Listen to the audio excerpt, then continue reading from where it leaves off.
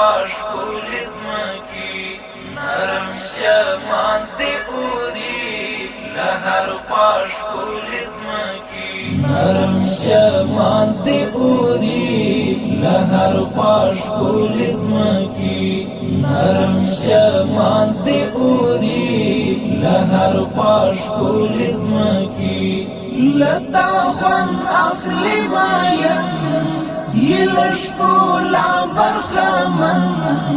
د وطن خړې ځمکې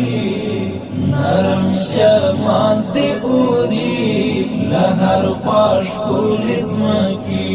نرم شمان دې اوري له هر خوا ښکلې ځمکې اخلي خوندونه وږمې لمپو سرلی د هیواد لمپو سرلی د هیواد دشتي اخلي عاطفي لمپو سرلی د هیواد لمپو سرلی د هیواد خزان سے لیل غیږي هم نا امنۍ لغیږي نورستان دې تلل ځمکې نرم شمان دې اوري له هر خوا ښکلې ځمکې نرم شمان دې اوري له هر خوا ښکلې ځمکې وروره بخښنه دې وروره که جانه ته راولاړ شه چې دوې خبرې در سره وکړم ستا قربان شم دغه اودس چې ته دلته پر دغه سړک باندې تازه کوې دغه اوبه پر دا سړک تویېږي یو خو ګوره د سړک تاوان دی او بل د دا اوبه هم تاوان دی چې ناقص دی پر بله لار باندې زه دغه درته وایم وروره که چې دغه نالګیان چې درته لګېدلي دي دغه اودس په دا نالګیانو کې تازه کړه ورور جانه ما چې ول څه داسې مهمه خبره ده فرق یې څه شي دی څه دلته اودس تازه کړم څه هلته بیا له هغه ښاروالي والا دا اوبه یې نو ما ته څه ضرورت دی یا ستا قربان سم ګوره دا پر موږ تاسو ټولو باندې دا فرض دی دغه نیالګی چې درته کښېښول سو ګوره دا څونه ګټې لري په دا ته خبر یې څونه ګټې لري په دې پوهېږې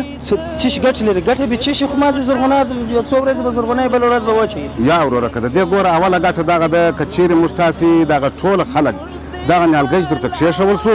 خو دغه نیالګي ته موږ تاسې یا اوبه ور واچوو یا دلې ګوره د اودس ته تازه کوې اوبه ناکز یي دغه د نیالګي ته دغه کوه ثواب یې هم ډېر دی دا ګوره زما وروره دا لکه په کور کې چې موږ تاسې یو کوچنی ماشوم یي هغه روزو و ښې لارې تېرولو هغه غټ سي ځوان سي د هغه څخه موږ تاسې خپله استفاده اخلو نو دغه بوټ څخه هم موږ تاسې باید خپله استفاده وکړو نو دغه ته ګوره ته پوهېږې په دې باندې څونه پیسې مصرفېږي په دې د دې څونه روزنه کېږي دا هلته ته ورسه وګوره د ښاروالۍ هغه دغه ته ورسه وګوره چې دا په یو کوچني کوچني کنډوالو کې دغه نالګیان تخم ایښول کېږي بیا دا غټېږي بیا دا راول کېږي په دا ښار کې ایښول کېږي نو دا څونه فایدې لري ستا قربان سم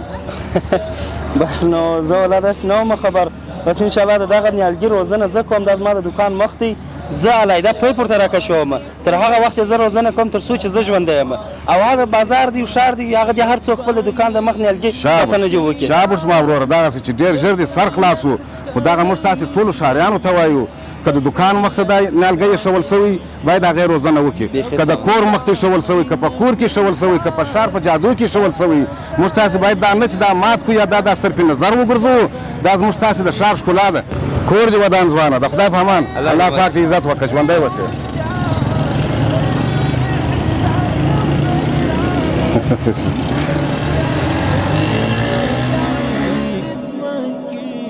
نرم شمان دې اوري له هر خوا ښکلې ځمکې نرم شمان دې اوري درنو هیوادوالو دا پیغام تاسو ته د کندهار ښاروالۍ لخوا وړاندې سو